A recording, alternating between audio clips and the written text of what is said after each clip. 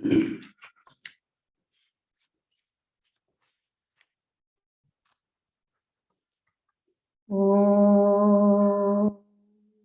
Sahana Vavatu Sahanau Bhunaktu Sahaviryam Karavavahai Tejasvinavadhitamastu Ma Vidvishavahai.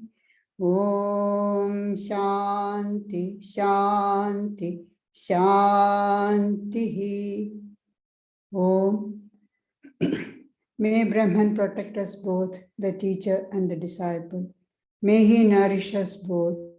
May we both work together with great energy. May our studies be vigorous and fruitful. May we not hate or criticize each other. Om, peace, peace, peace. Today we are starting the last chapter of the Yoga Sutras, Kaivalya Pada. The first chapter, Samadhi Pada, Patanjali dealt with yoga and its aims. In the second chapter, Sadhana Pada was dealing with yoga and its practices. The third chapter, he spoke about the powers one attains by the practice of yoga, Vibhuti Pada. And now we come to the last chapter, Kaivalya Pada. Kaivalya means liberation, freedom. So in this chapter, Patanjali explains how consciousness can become pure, intelligent, and free itself from the clutches of nature, enabling the yogi to reach the highest goal of absolute bliss and freedom.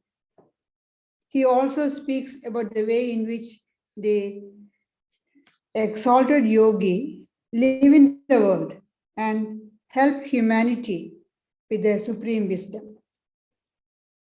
Actually, in this way, Patanjali is explaining the psychological process of evolution. So we start with the first sutra. Janma Ushadhi Mandra Tapa Samadhija Siddhayaha. Success in Samadhi or liberation is due to birth, food, mantra, or self-control. This is the translation given by Swami Sarvagatananda. And the translation given by Swami Prabhupada is slightly different. He translates it as the psychic powers may be obtained either by birth, by means of herbs or drugs, by the power of mantras, or by practice of austerities, or by concentration.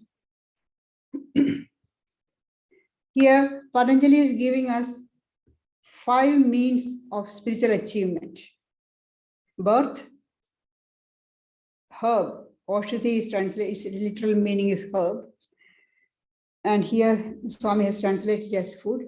Then mantra, self-control, and by concentration. These powers that yogi gains, which we dealt in the third chapter, Swami Vivekananda says that these powers represent the milestone of progress. It shows that the yogi is on the right track when you get these powers. And it also increases the enthusiasm of this aspirant to do with more vigor. But if the mind is not purified by spiritual practices, selfless work, devotion to God, or study of scriptures and all that, one may get addicted to those powers, and further progress may be blocked. Some people may even slip from the path of yoga. So there is a danger of the powers. But let's go with one by one. This liberation is a final goal. So that's what we are doing in the heading of this chapter is Kaivalya Pada, the liberation. It's a final goal of all spiritual practice, all yogic practices. And that happens through evolution of the human mind. How does it evolve? How does it gain powers? Patanjali has given several means. First one, birth. Some people are highly evolved even at birth itself. That is because they have gone through a lot of spiritual practices or yogic practices in the previous lives. It doesn't come out of out of the blue. No, it didn't come. They have gone through a lot of practices. In the previous lives, they had advanced quite a bit. Then somehow they got strayed from the path and the spiritual progress was blocked, obstructed. We see Arjuna asking this question in the Bhagavad Gita 6th chapter. Arjuna asks, what is the fate of one failing to gain perfection in yoga? What happens to a person? So Sri Krishna replies, having reaped the results of meritorious deeds in the so-called heavens, one fallen from yoga is born in the home of pure and prosperous. Shuchinam Srimadam Gehe Yoga Prishta Abhijayate. The one fallen from yoga Prishta. That person is born, taking new birth in the home of pure and prosperous. Shuchinam Srimadam Gehe. Pure, the parents are pure, so they impart good values, spiritual ideals from the childhood. From the babyhood, it's imparted to the child. And Srimadam is prosperous, so they don't have to worry about earning the livelihood. Can turn their attention to spiritual practices. Or there's another one, they may be born in a family of wise yogis. Dhimadam yoginam kule. It may happen, but then Shri Krishna adds, that's very rare. Mostly, those who fall from the path of yoga are born in pure and prosperous families. Nothing is lost. What you have done in the previous life is not lost. You continue from where you stopped. Exactly from the same, then you continue on in the next life. And being born in a pure family of pure parents, congenial circumstances, exposed to spiritual ideas from childhood, and soon the person will be able to continue with the spiritual practices instead of wasting the precious time and energy on mundane matters. And if you learn or start on the spiritual path from childhood, there is less for to unlearn and undo.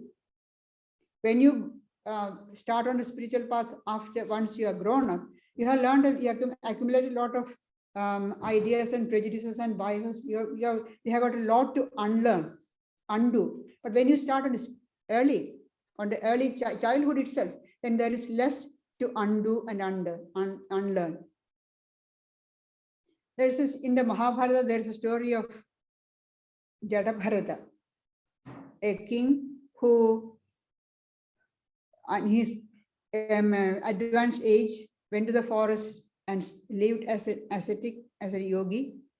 But then he got attached to a deer. See how the attachment comes, it's very strange. The clutches of Maya. Got attached to a deer, and then when he was, the last moment of his death, his thought was on the deer. And as a consequence, he was born as a deer in the next life. But because of the spiritual practices he did, he had the memory of previous life and why he was born as a deer. The next life he knew. So instead of getting involved with the rest of the group, he stayed away. And when that body left, was fallen, again born as a human being. But the previous memory was there, and straight away continued on the spiritual practices without getting involved in the next life. So that is from birth. This is an example of yogi having the power to remember the previous life from the birth. Then comes the next one, Oshati. But the first one is Janma, that's birth. Then Oshati. Oshati means herbs or plants. There are many herbs which are highly beneficial for health, have medicinal values. We know Ayurveda uses all herbs and roots and plants. But there are some of them which are highly potent. and only an expert Ayurvedic physician uses them. In the hands of ordinary people, it can be danger. It may turn out to be dangerous. It's just like the case of marijuana. It can be an intoxicant drug, or it can be a life-saving medicine, as the modern Western medicine is realizing now. It can be used as a life-saving one also. It depends upon how we use it. There are some herbs which can change the state of consciousness of the user. But these changes are temporary, and mostly the experiences that you get are psychic experiences, they are not spiritual experiences. And for a sincere spiritual aspirant, they are actually dangerous, or because that can cause spiritual dryness. And in some cases, it may even cause brain damage. So it's not advisable to experiment with herbs and drugs, thinking that you will get spiritual experience. Swami Sarvagadanda has translated this as food because he had really bad experience with that, with the translation of drugs. He described, Swami Vivekananda translates it as chemicals. And he speaks about alchemy and all that. In the 1960s, it was a slogan in the West that one can get God realization or self-realization, salvation by taking LSD and such other drugs. So this Swami, he was in Boston. He was once called to the court to give evidence by phone, of course. The question they put to him was, is there any passage in the Hindu scripture that says that by taking drugs, you will have self-realization? So somebody must have brought up the case there. And the Swami said no. But then the people who put the question, one was a university professor, another one, he says, writer on world religion. So they know all the things, what they are talking about. And then they quoted this sutra from the Yoga Sutras. So Swami has to explain later. That's why, so he's very careful, and he translates this Aushadhi as food. Of course, food is a very great help, because food gives you a healthy body, and without a healthy body, you can't do spiritual practices, yogic practices. So it sort of shows that partial knowledge can be very dangerous. If you don't know anything, that's different. But half knowledge is very dangerous. Then we comes to the third one, mantra. Mantra is a sacred word or sacred formula. Certain sacred words, when repeated with great concentration, helps in the spiritual progress. When the mantra is repeated, the sound vibrations can bring about changes in the external and internal nature. That is why the repetition of mantra is what we call japa, is used as an important tool in the spiritual practices. Holy Mother says, japat siddhi. Just by doing japa, you will attain God realization. Patanjali himself, in the first chapter, in Sutras 27 and 28, he speaks about the repetition of the mantra Om, how it will help in reaching the stage of samadhi. Mantra literally means that which protects you or saves you when you reflect on it. Mananath trayate iti mantra. We may say, how can it protect? It's just a word. Mantra is not just a word. There's a funny story about that. Once a holy man in his satsang, the meeting, was describing how mantra is so powerful. You repeat the mantra of a particular deity, you will have you can reach God realization just by repeating the mantra. And one of the audience said, how can that be? Mantra is just a word.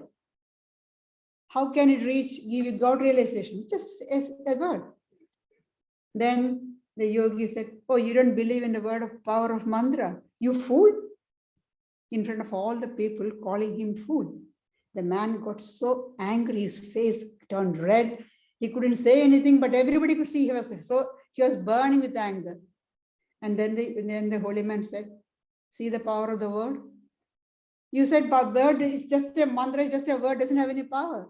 And the word fool, so much power. So we know how power of the words, advertisement. What are they? Just power of the words. Again and again, they are putting that idea into us, and we become a slave to those advertisements. They know the power of the word. So their mantras are not just words, they are charged with spiritual potential. By repeating the mantra, it purifies our mind and one attains liberation, God realization.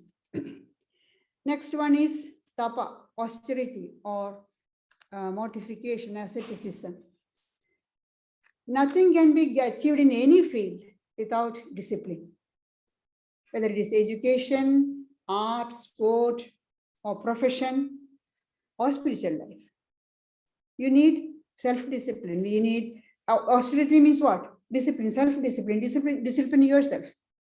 So Swamiji says, Swami Vivekananda says, you find that in every religion, mortification and asceticism have been practiced. Through such practices, powers or siddhis can be attained. The last one is samadhi or concentration. The powers developed as a result of samadhi are far superior to the powers gained by all the other things, birth, or drugs, or herbs, mantra, or tapas. This is the power gained by samadhi is the real power. They are the product of greater manifestation of consciousness. This is the highest means for success in yoga, that is samadhi. So Swamiji says, samadhi is the means through which you can gain anything and everything, mental, moral, and spiritual. Now we come to the next sutra, sutra number 2. Jatyandara parinamaha prakritya purat. The change into another species is by the filling in of nature. Change into another species is by the filling in of nature. You're changing from one species to another by filling in of nature. Here Patanjali is talking about evolution, moving up on the evolutionary scale. And how does it happen? Filling in by the filling in of nature. Filling in of nature means we learn from our experiences.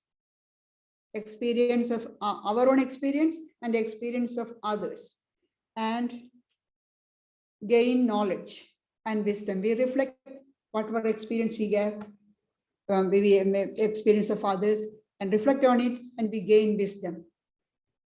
And this wisdom helps us to evolve. If we see something good in somebody, we learn from that. We try to follow that. We try to imitate that.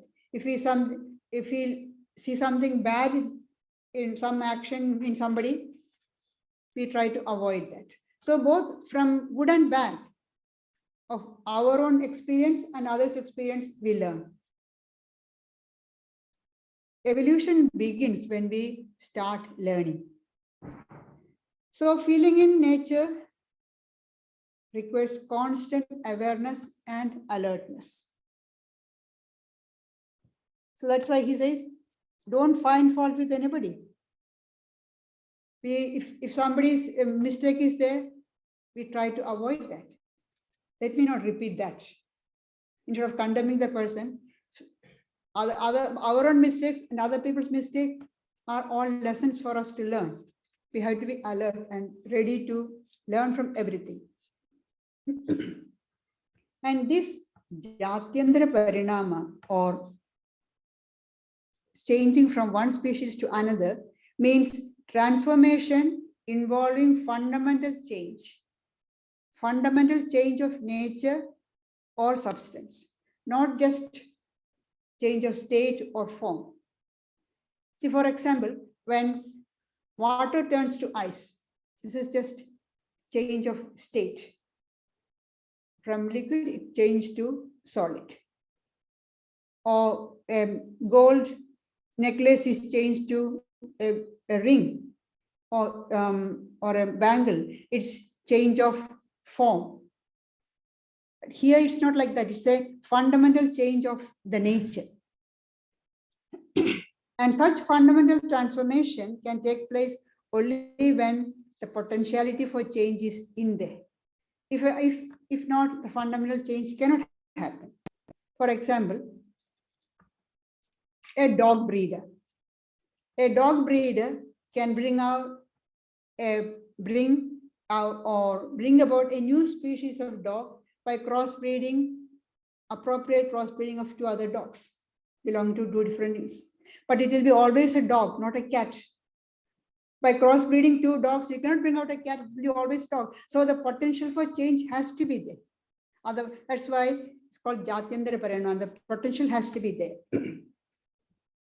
And now, how this filling in of nature brings about a change, Patanjali explains in the next sutra, sutra number 3.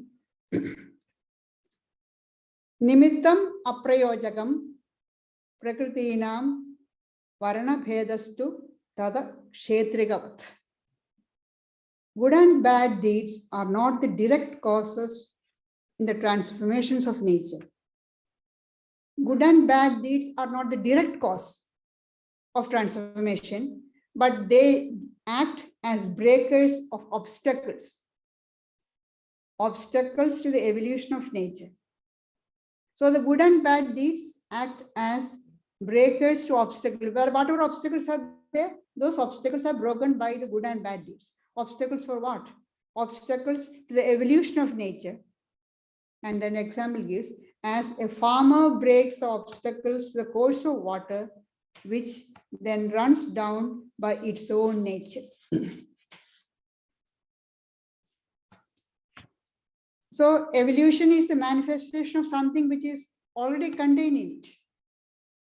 As we said already, like the case of new species of dog being bred. They're only manifesting. Something has to, the potential has to be there. And our actions, good and bad, they do not make our life. They just remove the obstacles and direction and give the direction to the future life. Patanjali explains using the illustration of agriculture, from agriculture. The farmer wants to bring in water to his field. So what does he do? He does not produce water. Water is there already in the dam or the river or canal. He just connects his field to that canal. That's all. By removing the earth, separating that, or opening the gate, which is the sluice gate, which is blocking that. Then the water flows by its gravitation. It does not do anything. You just remove the obstacle. The light of the divine is within us. We don't have to bring it. We don't create anything. We just remove, but with obstacles for its manifestation. And what are the obstacles? Obstacles are our thoughts, our desires, our biases. They all obstruct the manifestation of the divine within. So we have to remove these obstacles, just like the farmer removes the earth and allows the water to flow. And this removing the obstacles is by learning from nature, by removing all the negative thoughts. Swami Vivekananda explains this nicely. He says, the water for irrigation of the field is already in the canal, only shut in by gates. The farmer opens these gates and the water flows in by itself, by the law of gravitation. So all progress and power are already in every man. perfection is man's nature. Only it is barred in and prevented from taking its proper course. If anyone can take the bar off in Rasha's nature, then the man attains the powers which are his already. The power doesn't come from outside. Power is already within. It just manifests. Those we call wicked become saints as soon as the bar is broken and the nature rushes in. It is nature that is driving us towards perfection. And eventually, she will bring everyone there. We all are meant to reach perfection.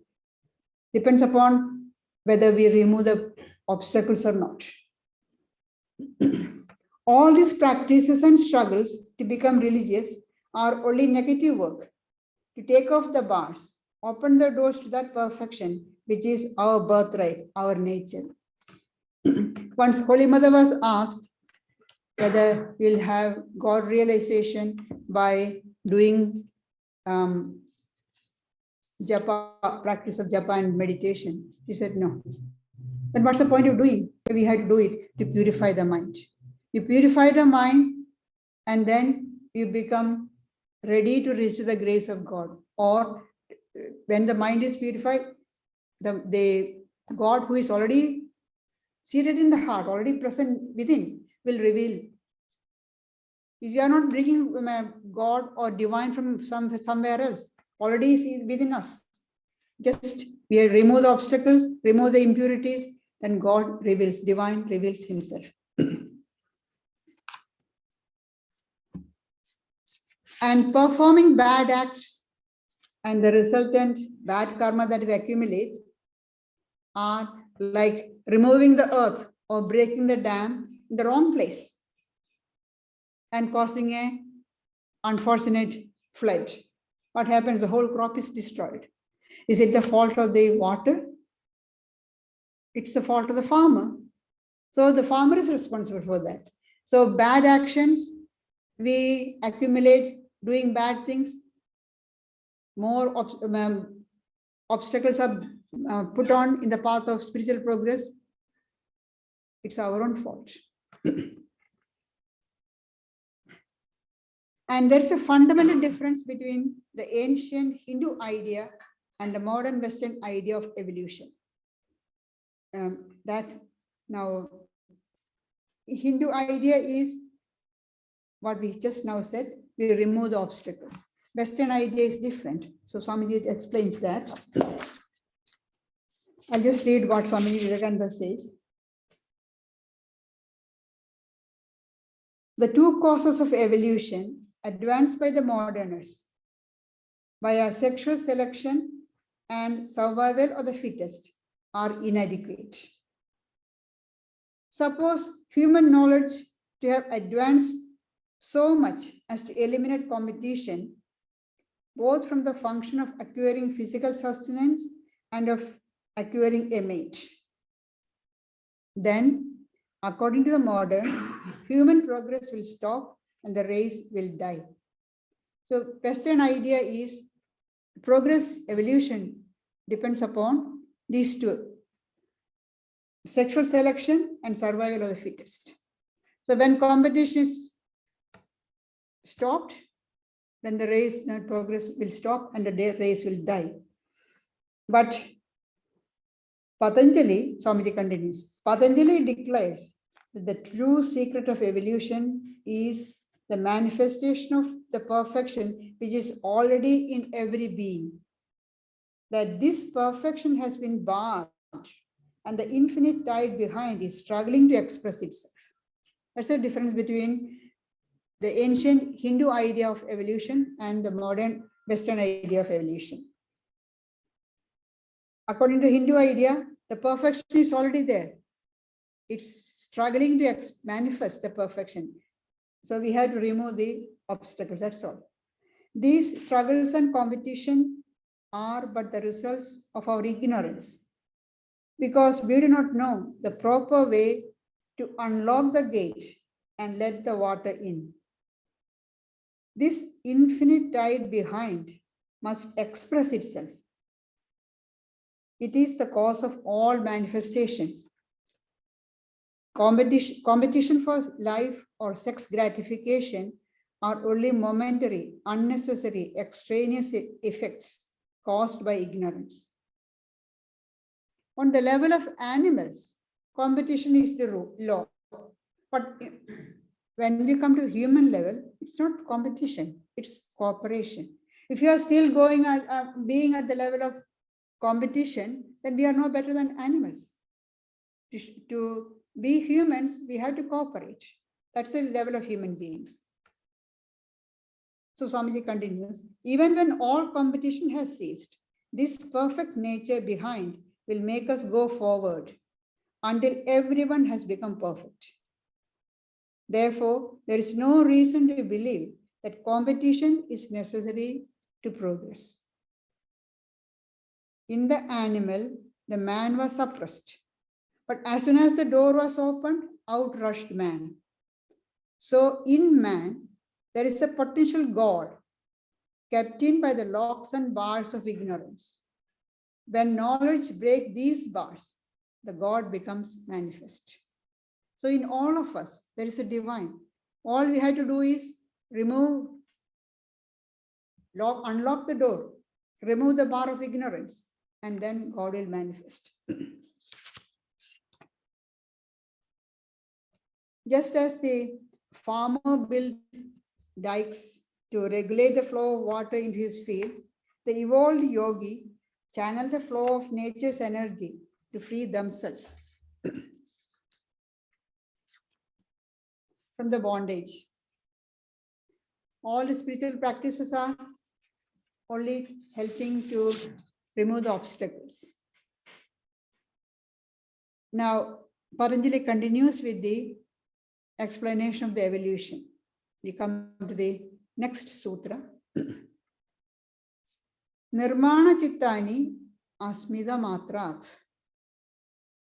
From egoism alone proceed the created minds. From egoism proceeds the created minds.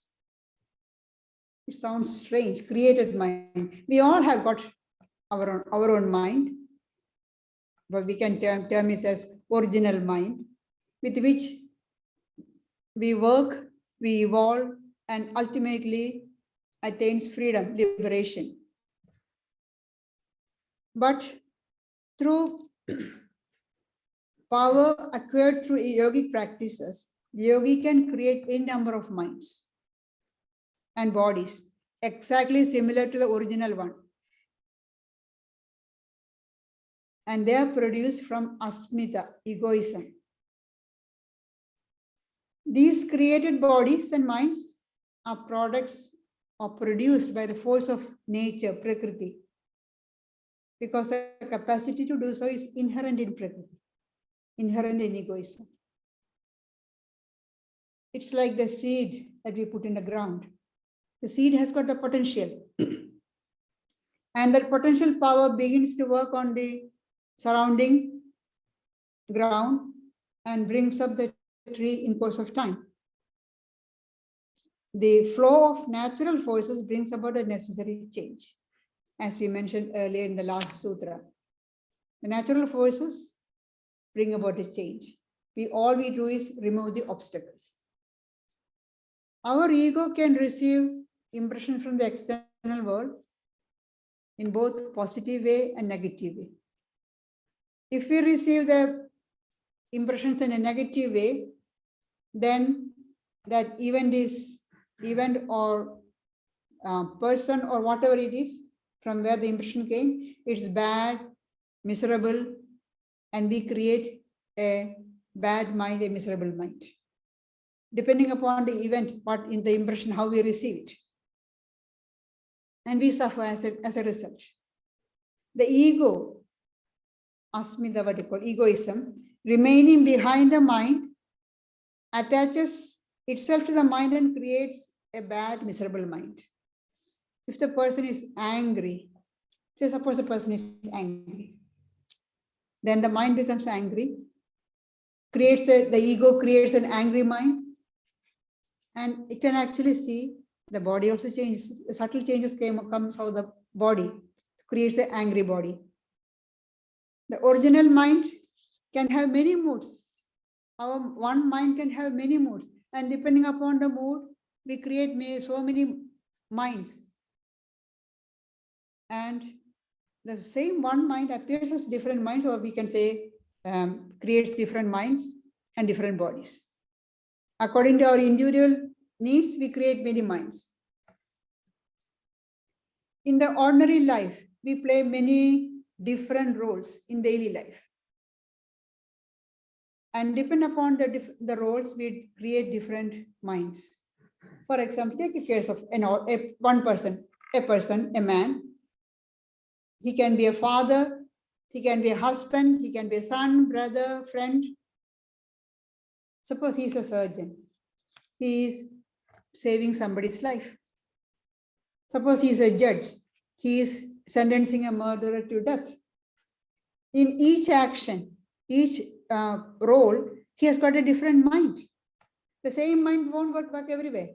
Each time, a mind is different. Completely different mind. And correspondingly, there's a subtle change in the body also. So that, so Patanjali says, from egoism alone proceeds the created minds. And it is also said that some yogis can create physical bodies along with mind in order to overcome the pull of the impressions, past impressions, accumulated through innumerable lives. It takes a long time to work out all the impressions. So the advanced yogi, if he or she wants to get over the impressions, work out the impressions quickly, what do? They can create certain beings out of themselves and experience the enjoyments through those bodies and finish off the impressions. Exhaust all the past impressions. And these created bodies and minds don't store up impressions. They just work out the impressions. They are actually the servants of the mind which created them. So they don't accumulate like ordinary mind. They don't accumulate impressions. So they just work out. The yogi enjoy and go through the enjoyments or suffering through those bodies and finish off, exhaust all the past impressions. So they are called the created bodies and minds. And Patanjali continues with that in the next sutra. Pravritti bhede prayojakam chittam egam anekesham. Though the activities of the different created minds are various, the one original mind is the controller of them all. The activities of the created minds are different. They all do different things. They perform different actions, but they are all controlled by the original mind, the mind of the yogi who created all those. They are mere instruments of the original mind, in the hands of the original mind. We can say when our mood changes, we create a different mind. Sometime, a moment ago I was happy, then suddenly I become upset. Something happened, I become upset. I create a different upset mind, a sad mind, an angry mind. But after some time, I regain because this angry mind is controlled by the original mind. So when our mood changes, we create different minds and the body behaves according to the mind. You can see when a person is angry, the breathing becomes faster, the face becomes flushed, red. You can see red with anger, we say. So the body changes as the mind changes. But behind them all is the original mind. And if we can remember that, that all these different minds are controlled by the original mind. All these created minds is controlled by the original mind. It is behind all the original mind is behind all these created minds. Then we won't be so disturbed by the events. And as I said earlier, these created minds don't have a separate existence. They are like puppets in the hands of the yogi who created them. They are there just for the yogi to go through those enjoyment, those experiences. And when that is finished, when its purpose is over, they just disappear like dream. They don't have any separate existence.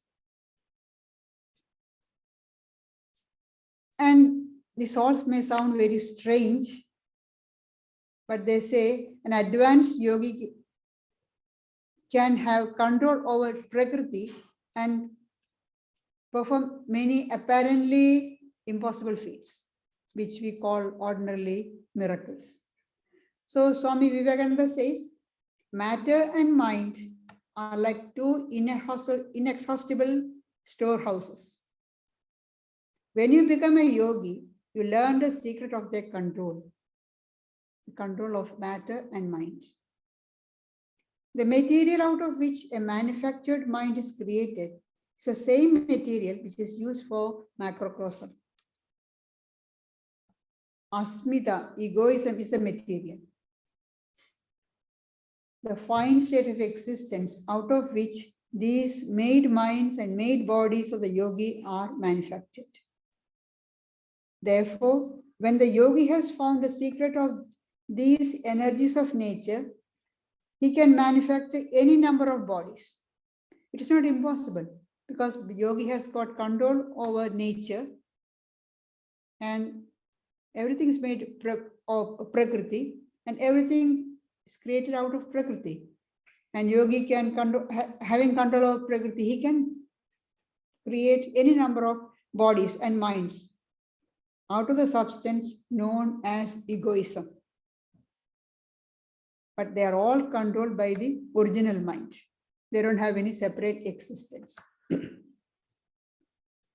Then on that idea, further, Patanjali speaks of one more sutra, Sutra 6, Tatra Dhyanajam Anashayam. The mind that comes out of samadhi alone is free from karma. The mind that comes out of samadhi alone is the desireless mind. It is the one mind which is behind all obstacles on the spiritual path. Obstacles to liberation. It's only one mind. And when we have learned how to control our mind perfectly, we won't be disturbed by any thought or event. We would remain unattached witness, calm and contented. After experiencing samadhi, when the mind comes down to ordinary plane, all the past impressions have disappeared from the mind stuff. It will be completely free from desires. We can see in the Gospel of Sri Ramakrishna, when Sri Ramakrishna speaks about desires, when somebody asked him, have all the desires been removed from your mind? Are you free from all desires? Sri Ramakrishna says, no, not all desires. I have got a little bit of desire. I would like to chant the name of God. I'd like to meet the devotees of God. See, desire, if you are completely free from desire, the body won't last. When, after the passing away of Sri Ramakrishna, Holy Mother was thinking, what's the point of my living here? She had no desire. But there's a lot, she has got her mission to fulfill. So Sri Ramakrishna appeared before her and said, showing her niece, the little baby Radhu, hold on to it and live in the world. her father had passed away before her birth, Rathus, and the mother, because of the shock, she was already a little mentally disturbed earlier, and suddenly the death of the husband, she became completely deranged in the head, brain. There's nobody to look after this little baby. So Holy Mother was watching the baby, and suddenly Sri Ramakrishna appeared and said, hold on to it. So that desire to look after the child was something to hold on. If there is no desire, the body won't last. But when you come out of samadhi, ordinary people, the mind is free from desire. That's why Sri Ramakrishna says, one ordinary person who come out of samadhi, the body won't last more than 21 days. Within 21 days, the body falls off. The exceptions are world teachers who have taken a human body for a purpose, for a mission. Their case is different. They come down from the stage of samadhi and hold on to the ego of knowledge and to perform the action. From them, they come to perform their mission. Ordinary mind will be completely free from all desires. And all the various minds that we have mentioned, the one that comes out samadhi alone is free from all attachment. A person who has attained powers, as we mentioned in the first sutra today, through from birth or herbs, mantras, or austerities, they all have got desires. But the one who has attained the powers through samadhi alone is free from all desires. So Gita explains, see the first one, liberation attained through birth, food, mantra, they all have got desires, except the last one, self, through samadhi or concentration. Gita compares knowledge of self-knowledge, God realization, as the fire which burns down all attachment and past impressions.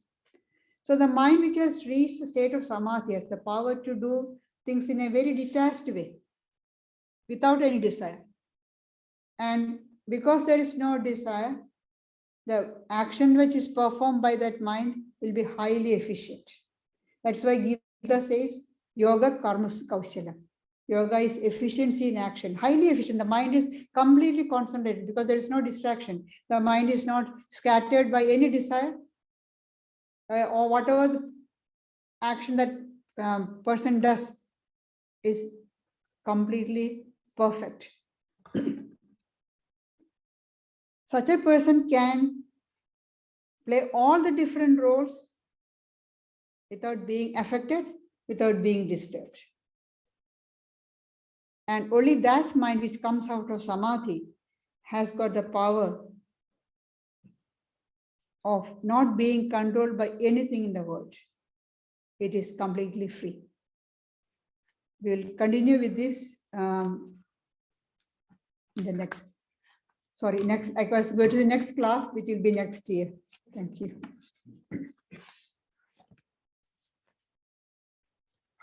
Okay.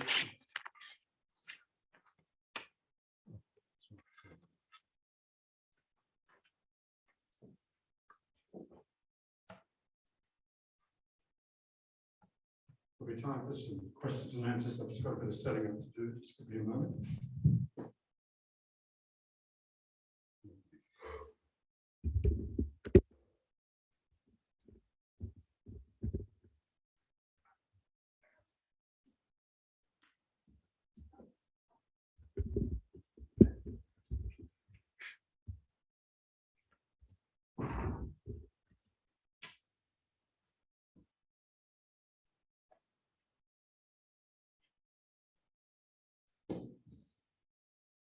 Okay, just set things up so people joining us via Zoom can hear the questions.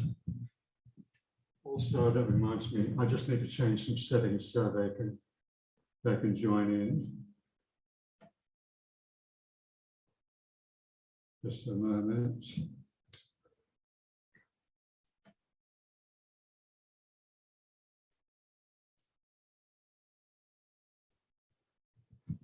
Okay, so we're inviting questions now, but if you've got a question, we'll just pass the mic to you so everyone can hear.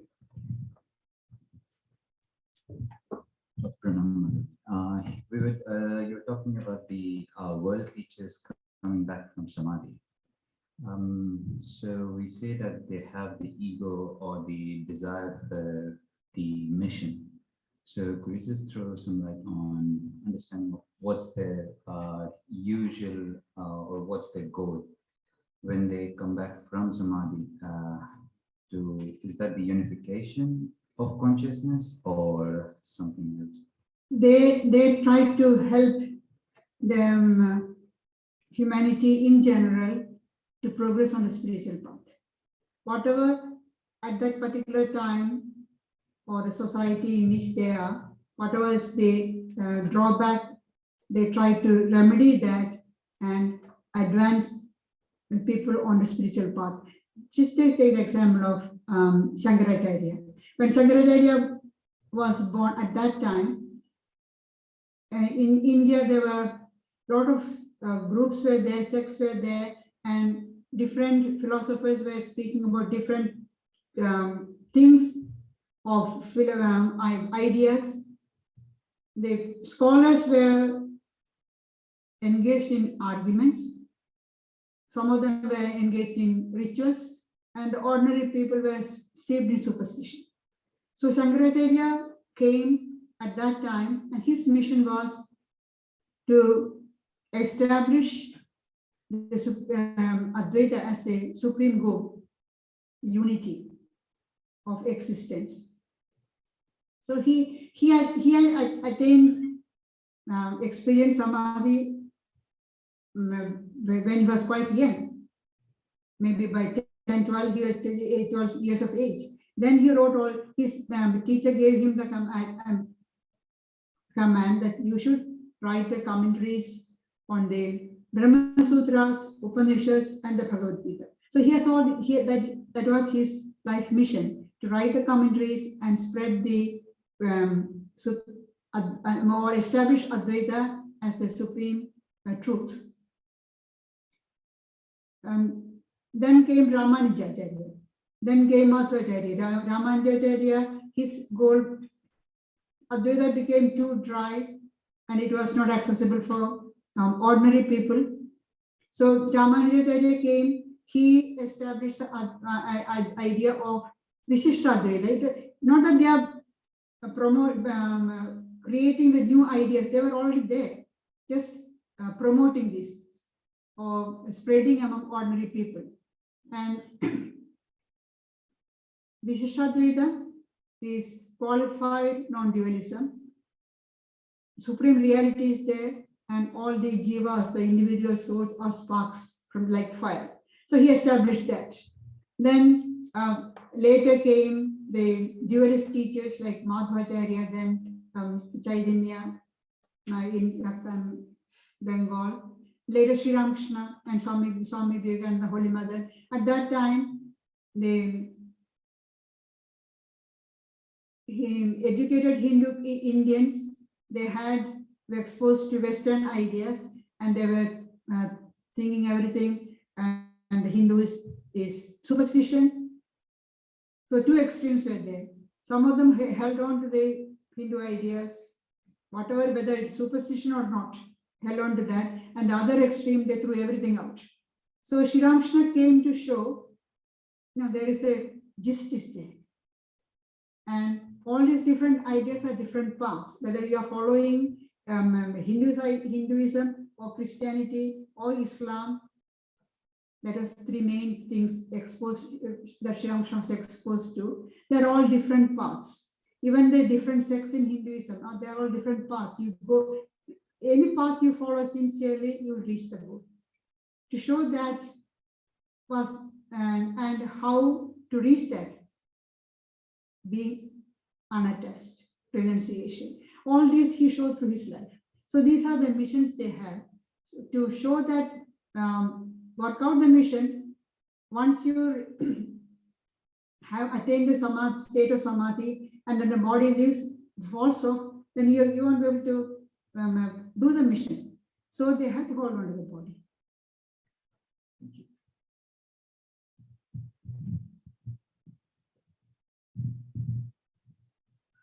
Anonymous, you say that after reaching samadhi, a person will leave the body within 21 days. Does that mean that they have a desire to reach the source? It's not a question of desire. Once the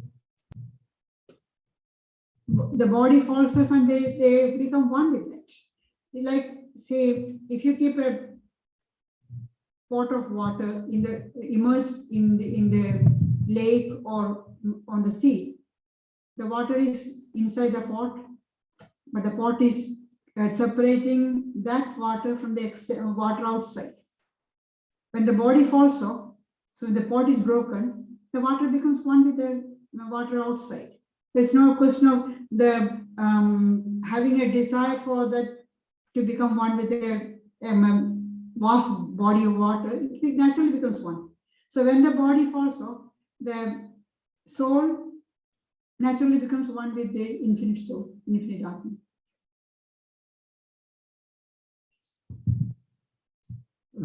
Gosh, Pranaji, in the first verse, you talk a bit about that, the controversy around the use of herbs in raising your consciousness. So we know with a lot of the native civilizations in North America, South America, here in Australia, elsewhere, they, of course, having an intimate knowledge of the landscape, they knew about or discovered various herbs or plants that would put them into this artificially created raised consciousness, I guess if we put it that way. So I was just reflecting on the fact that they used it in a very controlled and ritualistic way, and it was used to even train younger members of the tribe in some cases, like an initiation or a process. And you imagine for them to, well, I imagine what was happening was the experiences that these various herbs and things created was they felt more of a connection and oneness with the environment around them. I would imagine that was a common factor, and that was what was important, this kind of bonding, deeper bonding and attunement with the landscape. But then I guess I imagine that it couldn't take you further than that. At least they had that. And I think they probably had an advantage over many in modern civilization who get get so disconnected from the natural world. So I imagine that was the role it played, didn't it? That important role that it played for them. Yes, and the deeper relationship with the nature, landscape. and also it also helps them in the rejuvenating the body if there is any, so it helps as a medicinal part also. It helped but they knew how to use it, how much to use it. Only those people who are the elders used it, and they didn't give it straight in the hands of the young ones to experiment with it. They taught them how to use it carefully, with with care. But when it comes to LSD and the drugs, they newfound freedom. Just do whatever and think that they will have a high. But then when you have the high, then you will have the low also. You fall down.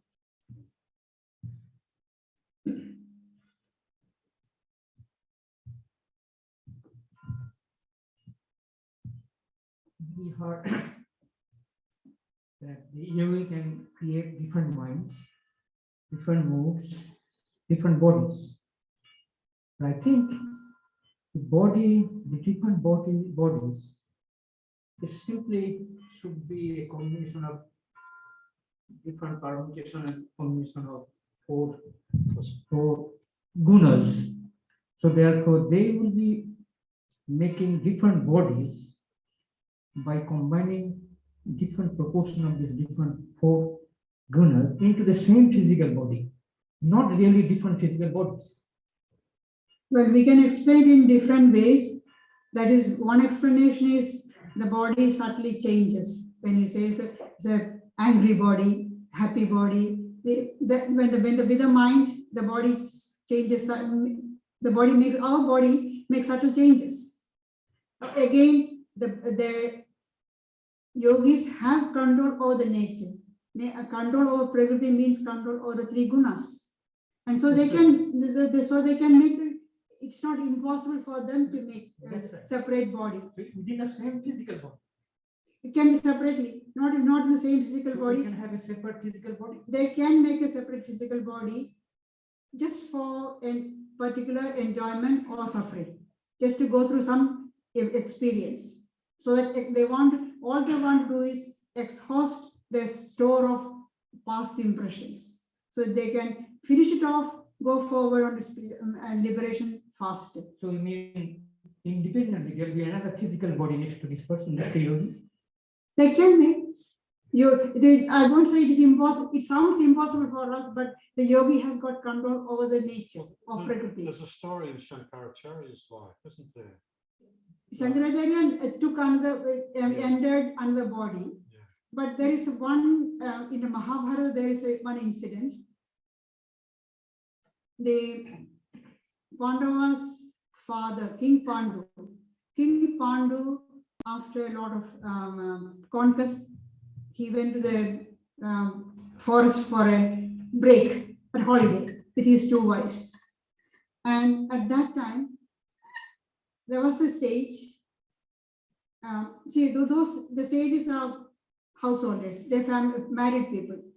The sage and his wife, they didn't want to go through the experience of sex life through their physical human body.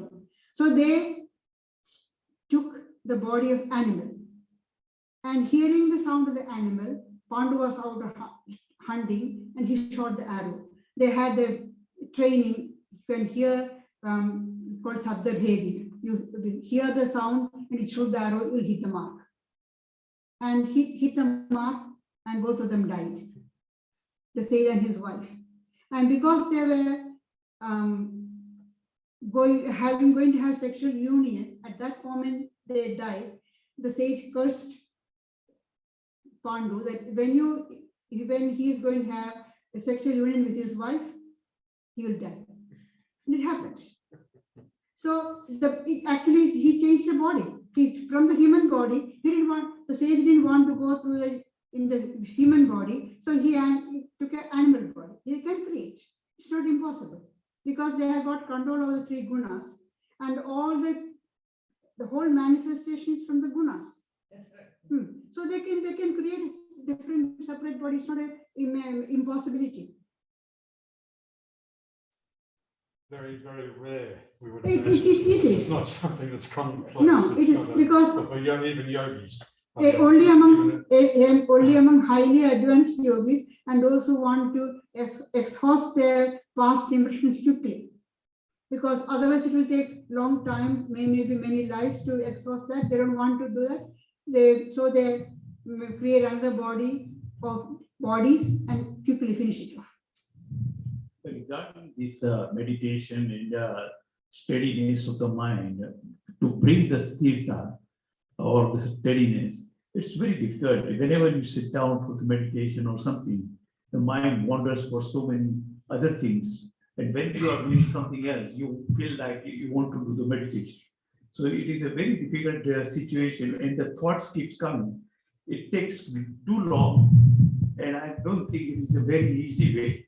There is no easy way, because that's the one problem for everybody. Every person who tries for meditation, that's the one problem. The mind is wandering, mind is disturbing. When the moment you sit for meditation, all the thoughts which you had never thought will come. At the other time, I would like to sit for meditation, but the moment you sit down, the mind will start running away. That's a constant problem from time immemorial. Even great people who had concentration like Arjuna. Arjuna, we speak of how Arjuna saw only the eye of the bird and all that. We speak of how much concentration he had. But he says, mind is so difficult to control. You ask me to control the mind, it's like asking to control the wind. So difficult. It is very difficult. But Krishna says nothing. Abhyasa, practice, practice. Practice and dispassion, no other way. With controlling the mind, when you do a particular activity that you might be enjoying in that moment, the mind seems to be focused on, take this off, the mind seems to be focused on just that task because it's enjoyable. So what is it that happens when we sit for meditation? Are we finding that not enjoyable? And therefore the mind's wandering off and let me do anything but this. And so we keep dragging it back. And it's almost like it's torture. We're forcing ourselves to do something that we're not finding enjoyable. That's true. That is true. If we really have love for our ideal, say, form of a personal God, the ideal, whatever the ideal is, if you really love it, then we will do anything to reset. See, and then meditation won't be so difficult because we don't have that much desire for God realization or love for God or love for the ideal. We say we want to be, we would like to have a self-realization, we want to realize the divine within me. We say all that, but not really feel it. Do we feel like that story, when the guru held the disciple underwater and then asked the disciple, how did you feel? After a minute or two, I just gasping for a breath of air. All that you want was a breath of air. Do we feel like that for God? If we feel like that, then meditation won't be any problem at all. But we don't feel like that. That's why meditation is very hard. Is it because we don't see ourselves as worthy of realizing God? Maybe that we just have maybe for me anyway, I'm not good enough for this. I don't really think that I'm deserving of that. So therefore, I'm now forcing myself to do something that I don't like and I don't think I'm worthy of. It is not a question. It's not a question of worthiness or not. It's just that we all have got this lot of impurities, ignorance in our mind. We had to get rid of that, and then along with that, try to concentrate and bring the mind again and again. And Swami Brahman always says, struggle, struggle, struggle. There's no other way.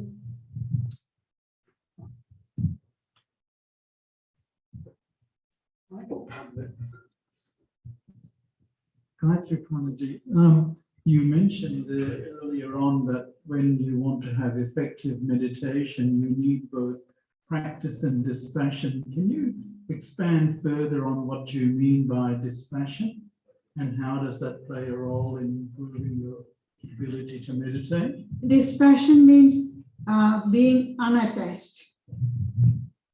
Unattached to or having less attachment to the results of your action, to people around. One thing you have to remember, when we say unattached or being detached, it's not uncaring. You care for the person you or your family.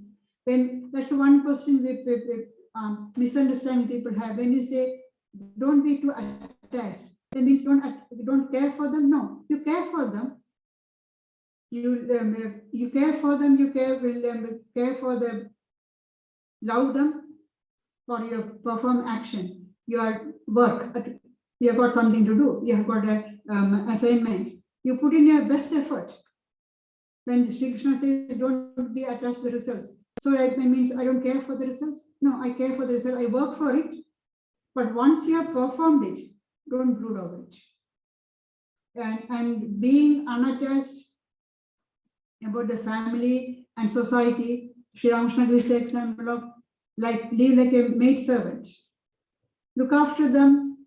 The maidservant look after the children of the master, but she's not attached to them.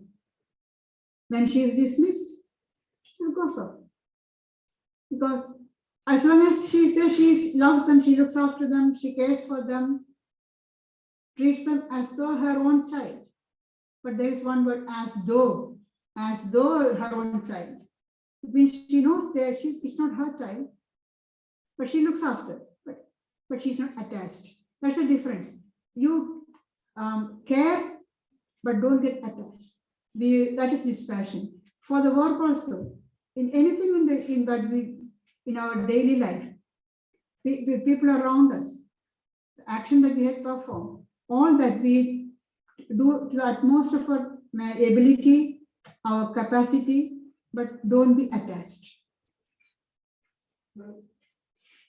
Does that mean like what Fred said? Does that mean like what Fred said earlier, Gayatriprana? Gee, say if you had a satful meditation yesterday and you had a rotten day, you just couldn't get much good results. You just let go of it, and then the next day you think of it as a new day and a new start. Is that where dispassion would come in a very practical level? In whether you have a good meditation or not, doesn't matter, you continue. That day you have finished, that's finished, that day is over. You start again the next day, try again. But they say don't miss, because if you give up, then starting again is much, much harder. So even if you don't feel, sit for a short time, or you can do other practices, spiritual practices instead of meditation, do some prayer, some chanting, some reading. But that particular time, don't miss the time, don't cut it down, use in other practices instead of meditation. Just the part about the dispassion keeps reminding me of providing expert reports for court. And more than once you think, oh, you do your best to provide a really good report. And then you have to remember that the court will do with that whatever they like. I've had reports where, thank you, Mr. Schneering, for various reasons, we're not going to rely on your report, but thank you for the photographs, they're very helpful. Or, I mean, you just don't know which way it's going to turn out. So you just go, well, I'm doing the best I can. You offer it up, and that's the end of it. That's dispassion. You can't. And it's just, I just keep thinking. And the other thing too is that I keep looking at the judge, regardless of what questions the barrister throws at me, either side. I keep saying, no, I'm here to help the judge. That's what my job is. I'm here to help him. And so you just do the best you can to help him and forget what everybody else is doing. Just answer the questions in the best way that helps the judge. That attitude you have to bring in everything that we do, yeah, in our human relations also. Then comes dispassion. That's dispassion. And with dispassion, what happens is the mind will be less distracted. We will be less distracted, less disturbed. That's how it helps in meditation. Then constant practice. And with less distraction, less disturbance, we will be able to bring in the mind back to the object of meditation.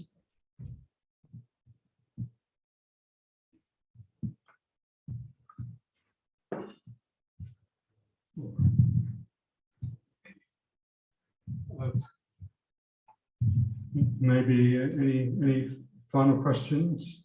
What about online? Anybody, no question online?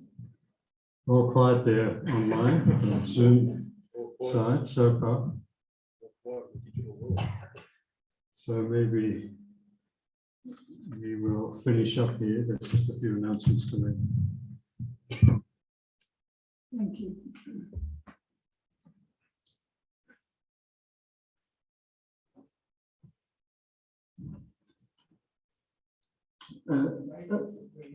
As announced, we've got the Magenta Book Club meeting this afternoon, monthly meeting from 3:30 to 6:30 p.m. There's silent meditation, group silent meditation. There's discussion. We're going to be exploring the article, The Gita and War by Christopher Isherwood. Gayatriprana will be leading the discussion, then there'll be afternoon tea. So that's from 3:30 to 6:30 p.m. today. Here in Vedanta Hall, you're most welcome to attend that. This coming Thursday, we have the yoga class. Next Friday night, the fortnightly Bhagavad Gita discussion from 7:30, led by Gayatriprana. Next Sunday, the monthly Gospel of Sri Ramakrishna talk by Gayatriprana with PowerPoint presentation. And then we'll enter our summer recess. So the summer recess, in inverted commas, the Friday night discussions will continue. And the Sunday format will be a bit different, just that we will have from 11 to 12, 11 a.m. to 12 noon, we will have some readings and then some silent meditation. The first Sunday. Oh, and the first Sunday, yes, we are planning to have a Bhagavad Gita half-day retreat on the first Sunday in December. We're just needing to finalize the program for that, so we'll give you further details about that through the weekly mail sheet circular. And I have donation plate, donation box up the back. And thank you for joining us today, either in person or via Zoom.